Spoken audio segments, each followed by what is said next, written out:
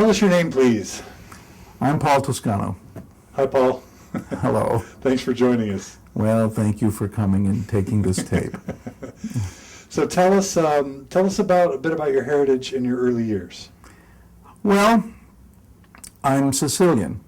My grandparents came from Sicily. They came through Ellis Island around the turn of the 20th century, and I'm actually, my parents were born in this country, so I'm second generation Italian.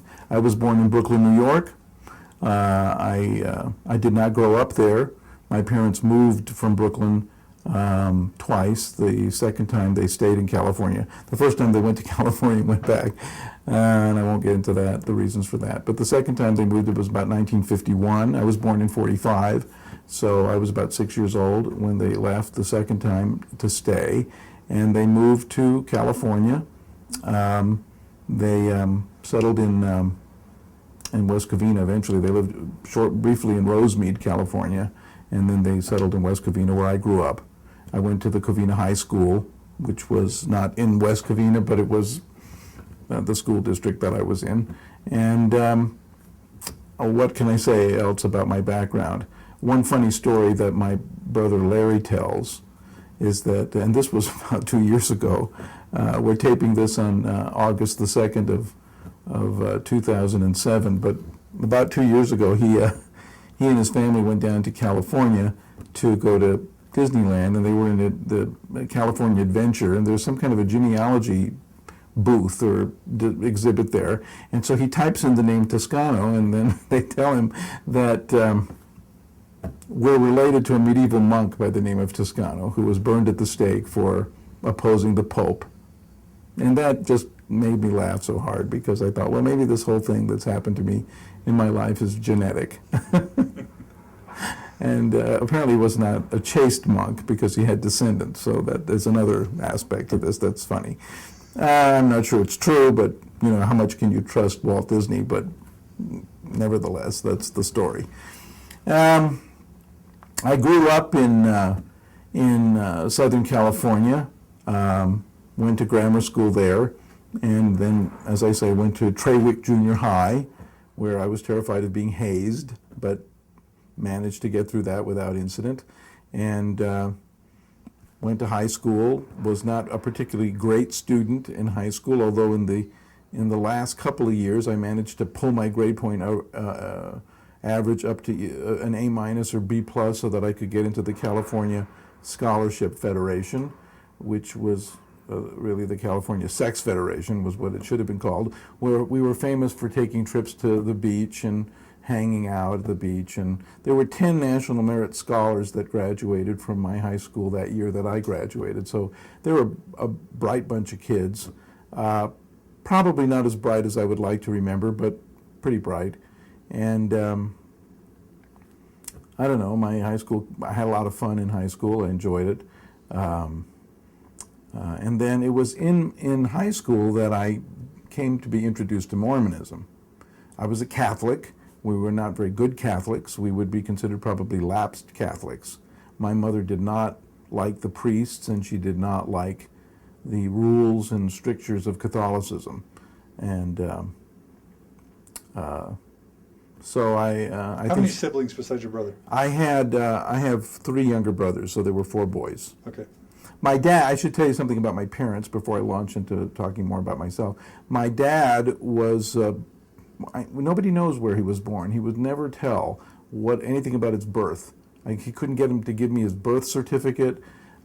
More recently, I think he might have been born in Tunisia, in Tunis, because before my paternal grandparents came to this country, they migrated, they moved from Sicily, southern Sicily, across the little channel there to Tunis, which is, you know, the location of ancient Carthage. And they married there, actually, and I know this because I actually did work to get their marriage records from that city, and which took some doing. And also I got the birth records of my father's older brothers and sisters who were born there. His birth record is not there. and it wasn't in this country. I thought for a while he might have been born on the ship, but a strange thing happened just before my father died in 1997. He admitted to my brother Joe, my youngest brother, who never told this to me until after my father was dead, so I could never question him about it.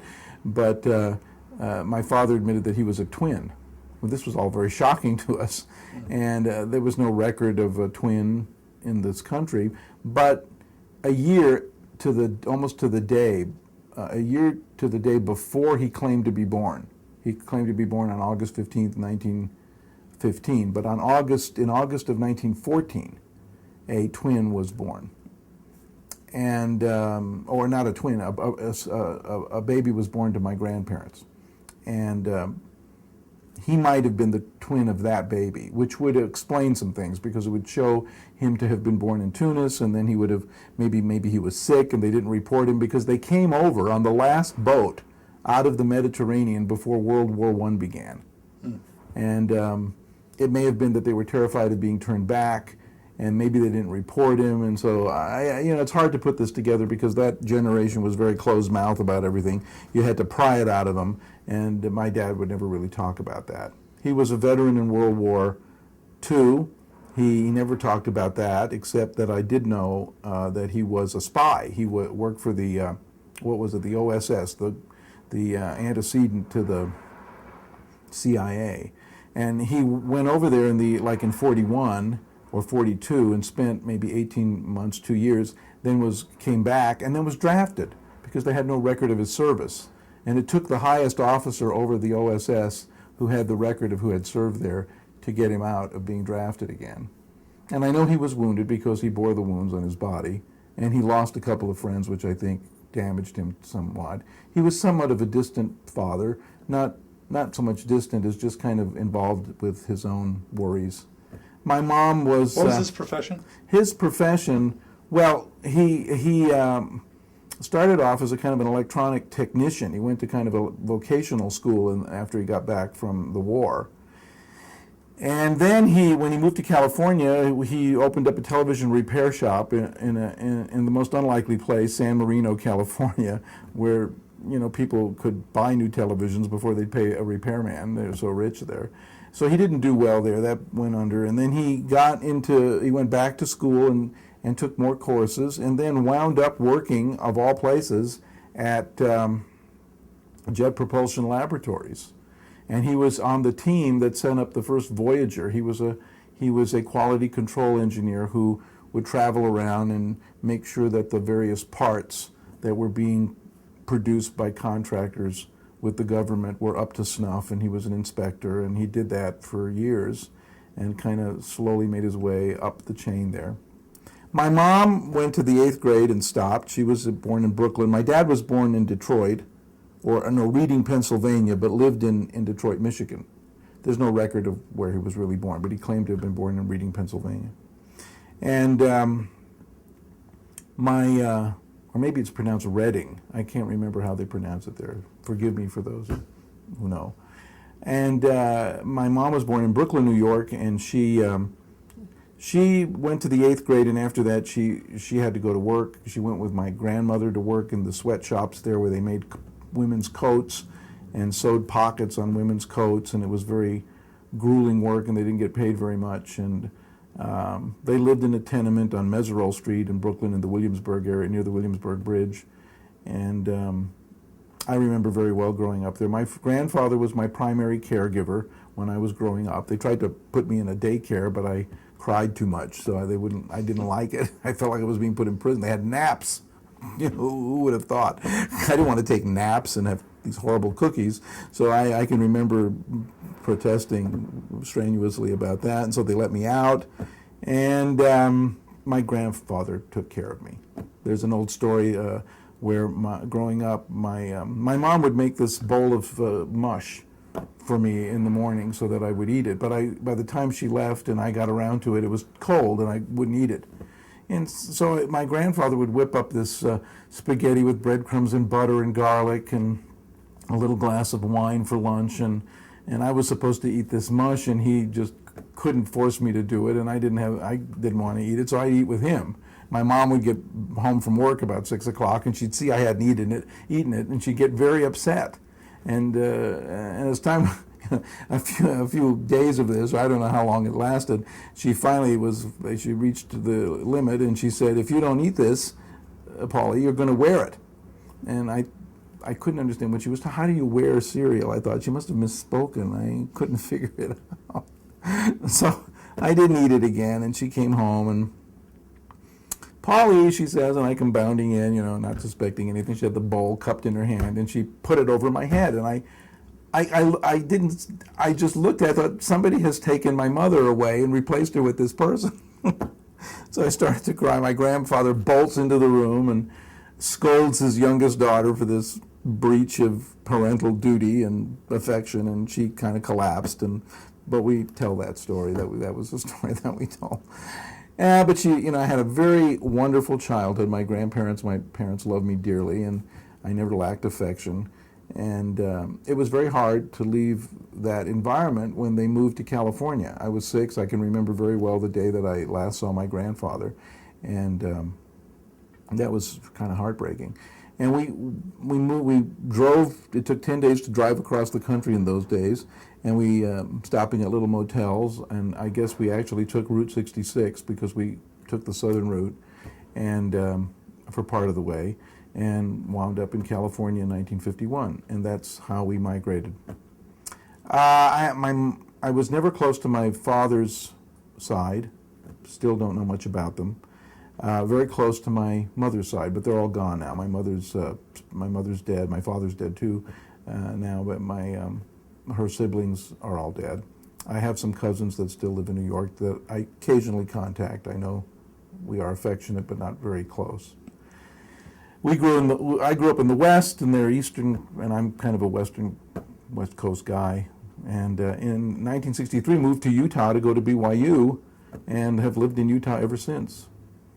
So that a little bit about my background, and I guess I should say that it was in high school that I encountered the Mormons. The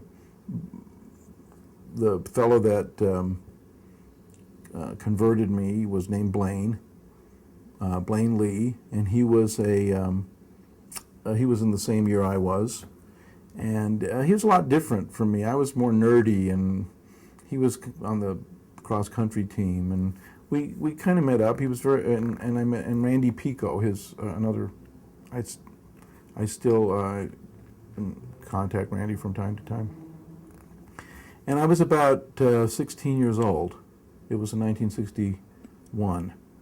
And he just asked me if I was interested in Mormonism, would I like to know more. Those were the golden questions that were asked back then. Every member a missionary, and I said, no, I'm not interested. I have my own religion. But he persisted, and I wanted to be courteous, and I listened. And after a while, I became intrigued with Mormon doctrine. Now, a lot of people, when they join Mormonism, are attracted to the family aspects of it. I had plenty of family aspects. I wasn't attracted to that particularly. I was interested more in the teachings. And I secretly took the missionary lessons without my parents knowing it, which was stupid on my part, but I did it because I didn't want to upset them, because I didn't think anything was going to come of it. But after a while, I came to, I'm not sure what converted me. I don't remember any particular, major spiritual event. I just came to the conclusion that this doctrine was true.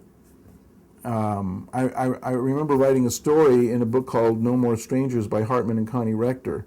It was like in one of the volumes of that series, my story appears. It was a story that I had written for them.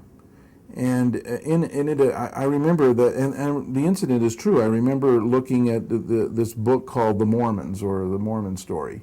And in there was a picture of the 12 apostles. The modern 12 apostles, and it had LeGrand Richards and Harold B. Lee, and it was a picture taken around, I would imagine, 1960, 1959. And I remember that LeGrand Richards was wearing penny loafers and possibly had white socks. And I looked at their faces and I thought, I can believe these guys are the 12 apostles.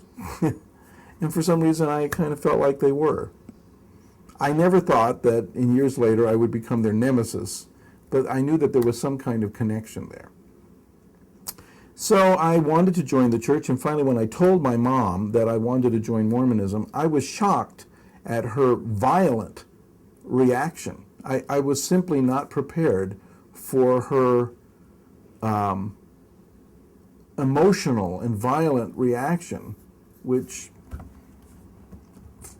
frankly, I chalked up at the time to menopause. I didn't know what to think, because it was completely beyond anything that it was as strange a reaction as when she dumped the mush over my head years earlier. I mean, it was not characteristic of her, certainly unexpected from my perspective. I did not think she cared that much about religion.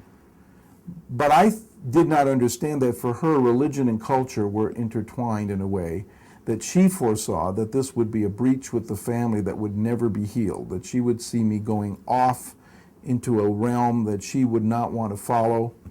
And I could not understand that. I could not understand her feelings. And so I was adamant. The more she objected, the more I dug my heels in. And this was the very first time in my whole life that I expressed any kind of, how can I put it, any kind of objection to my parents, any kind of disagreement with my parents. Because until then I was kind of, I would complain when she asked me to paint the eaves in August, because I didn't want to be out there sweating and painting the eaves of the house, but I would not really oppose it. I'd just go do it. And I was very close to my mom, closer to her than to my dad. I think all my brothers felt closer to my mom than my dad. My dad was a little distant from us. But in fact, to be perfectly honest with you, my dad was a pain in the patoot. As time went on, he became more and more difficult. He had moments of violent, he would hit us. He knocked my brother's tooth out in one violent episode. And the reason why I say this is for something that I'll tell you later, but this is not to disparage him. I had affection for my father. It's just that he could be dangerous because he would have these explosive fits of temper. And he wouldn't sit down with you and tell you stuff, and we didn't play ball or go fishing. He was just distant from us. And but he worked hard, and he was always worried about money. But he would gamble. He had a gambling habit that my mother detested, and it would create this constant friction between them, which grew as time went on, to the point when I was in high school, I just didn't like to be at home because they would bicker so much. The bickering was just awful. And my father could be extremely insulting and very cruel to my mom, and I just, there was nothing much that I could do. At one point, I thought she would leave him, but women at that time didn't have much they could do if they left their husband. Where would the income come from, and what about us kids? And so it was not really possible for her, so I think she felt trapped. Eventually, oddly enough, I don't know how to tell this chronologically, but I can jump around, I guess. Eventually, when they moved to Utah, all my brothers joined Mormonism at one or another point in their lives over a long period of time. I think my second brother Larry joined Mormonism in the 70s, and my brothers Tony and Joe joined in the 80s. They are all, Joe reverted back to Catholicism. My brother Larry is kind of like me, where he's believing of some things but not of others. And I can't really speak for my brother Tony. I think he's in a conservative Mormon family, but I don't know what his beliefs are at this point. But they all joined, and my parents came here. They never joined the church, but they had they moved to Orem when we were living in Orem. They lived nearby, and that was in the late 70s and early 80s. So it was kind of interesting that eventually they followed us to the extent that they were able to. out here into the Rocky Mountains. I don't know. There's so many things that I've been writing my autobiography, so I have a lot of stories that I've thought about, and I don't know. I'm having No, trouble that's okay. filtering them out. So your baptism, you got baptized at what age? I was just about going to turn 18. I was 17. It was on March 15th of 1963. So probably a senior in high school. I was a senior in high school. Okay. hmm And then first year of college, where was that? Well, that year, 1963, in September of 1963, That's when Kennedy was shot, right? And, yeah, it was when Kennedy was shot. I was in Howard Hatch's French class. I was in a French class and a freshman in college when Kennedy was shot.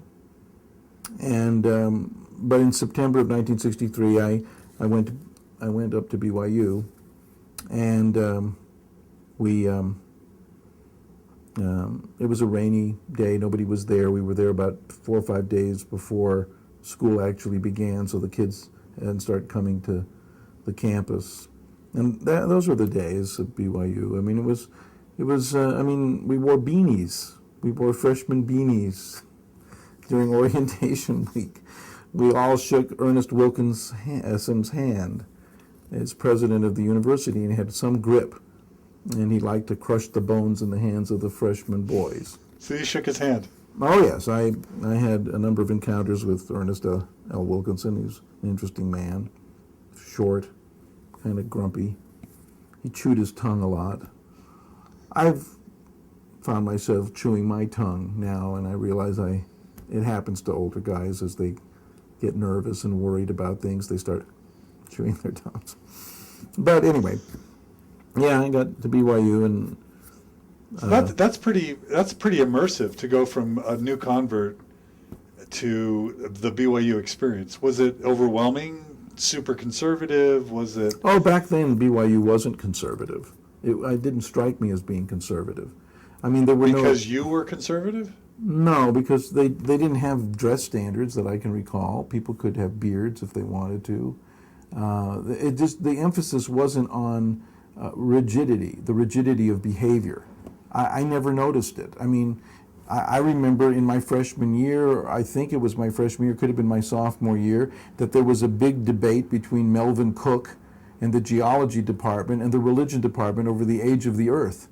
And students and faculty were there, and they were saying the nastiest things to each other, and it was just a complete open debate. I saw that happen on a number of occasions where there was just a lot of openness. I never felt it wasn't conservative like it is now. It wasn't correlated. The correlation program hadn't come into effect, and so the MIA had its own budget. The Relief Society had its own budget. Bell Spafford was still president with lifetime tenure over the Relief Society. I think it was just a more loose. The church was a loose confederation of sometimes warring agencies that it gave a sense of freedom and openness that I don't think is there anymore. So no, I never felt that it was that way. So what was it like socially? What were religion classes like, and what was it like academically for you? Well, I don't know how to express this. I think academically, I didn't do well in my first 3 years. I don't know why. I got there. I wasn't homesick. I was just a little bit lost. I felt I would go to class. I'm not always. My attendance wasn't very good sometimes. I had to work. I think that was the main reason. I worked as we didn't have any money. My parents sent me some money. I lived on $40 a month. That was all that I had. We spent $20 of it for rent. That's all we had, $20 of rent. And the other $20 went for food, which was $5 a week for food, and we lived. Somehow we had a little extra money. We had to have enough because we had a telephone, so we had to pay the telephone bill, and the utilities were included. And I lived on University Avenue. I lived at 1009 North University Avenue, right across from Hawes Field. about two houses or three houses south from Provo High. And every morning, and I get up to and go up that hill behind the field house up to campus, and I worked. I made a little extra money working. I think I didn't work my freshman year because I had a scholarship for that year, but I didn't have a full scholarship, only for the freshman year. And so the second year, my sophomore year, I had to work as a janitor. And I would get up at 3:30 in the morning and get to work at 4 and finish at 7. So we did 4 to 7. Were you in? We got $1 an hour. We used to. Our motto was make $1 million, work 1,000,000 hours, and that schedule just kind of made me tired all the time. So I had a hard time in the early morning classes and stuff. So I think that was the problem. Did you have as peers anyone who would be recognizable today by name? You know, any people that I knew? Yeah. Well, you know, I met Lavina Anderson in my between my freshman and sophomore year. She was in a summer ward with us, and I met her and her sister. Sally Hale, who recently died, who was the head of the Hale Theater, that theater family, she was in that ward. She was dating Happy Clough, was his name. He went back down to California. I don't know whatever happened to him. There were various people that I guess Hiram Andrus was our bishop, was my bishop in the years of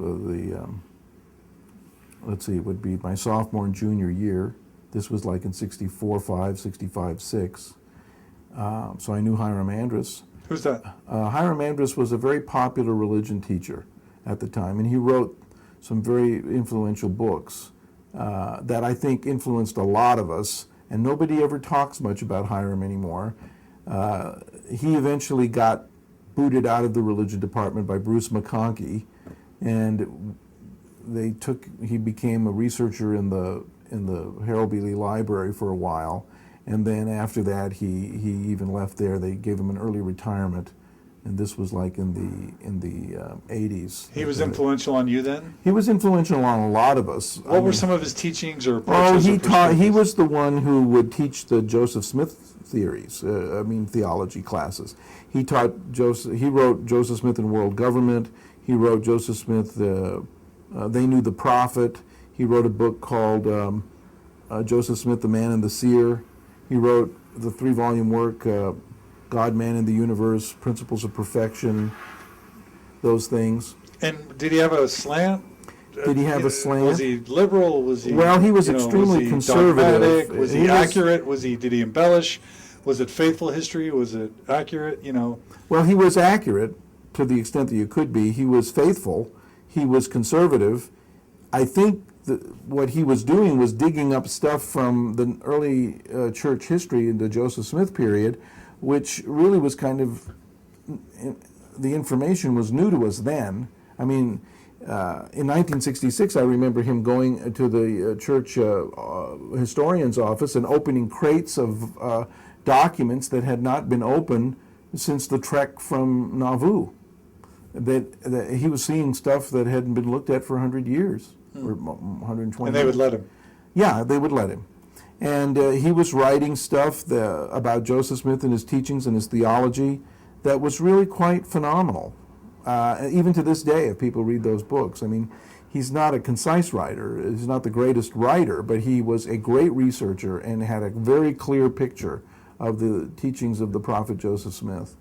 Now, who did he influence? Mike Quinn, Andy Ehad, Lyndon Cook, myself, Margaret. I don't know about Lavina, but I know that he influenced a lot of people. He was a very influential person that I think most people don't mention anymore. Maybe they've forgotten, or maybe they just don't want to get, because he isn't. I don't think he got the scholarly credit that he deserved. Were you aware of Lowell Bennion or T. Edgar Lyon at this point? I didn't know T. Edgar Lyon, but I did know Lowell Bennion. I mean, I knew of him. I never met him. And was he able to have any influence on BYU students at that time? I didn't think Lowell Bennion did on BYU students because he was up more at the U, wasn't he? Yeah, Yeah, yeah. I don't think that, I mean, people knew about Lowell Bennion, but I think it was a University of Utah phenomenon. And what about Sterling McMurrin? Same thing? Sterling McMurrin was considered by the religion faculty at BYU to be a liberal.